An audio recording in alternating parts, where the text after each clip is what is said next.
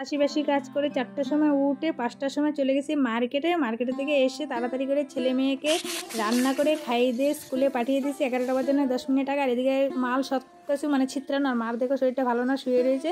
এইবার আমি চাল কুমড়োর তরকারিটা রান্না করবো, কারণ চাল কুমড়োর তরকারিটা রান্না করতে অনেকটা টাইম লাগে, তার কারণে। তো যাই হোক, এটা রান্না করে আমি পরিষ্কার করে তারপরে মাল গুছাবো, কারণ না হলে মাল গুছাতে 3-4 ঘন্টা লেগে যাবে বন্ধুরা, তার জন্য।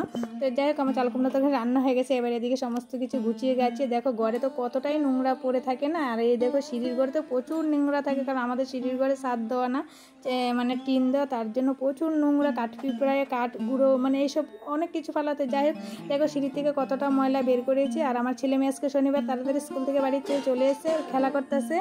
আর এদিকে আমি মাল গুছাইতে চলে এসেছি, স্নান পুজো খাওয়া দাওয়া পুরো কমপ্লিট। ভিডিওটা যদি ভালো লাগে বন্ধুরা অবশ্যই একটা লাইক করবে, কমেন্ট করবে, চ্যানেলটাকে সাবস্ক্রাইব করে আমার পাশে থাকবে। দেখা হবে পরের ভিডিওতে। তোমরা ভালো থেকো, সুস্থ থেকো, টাটা বন্ধুরা।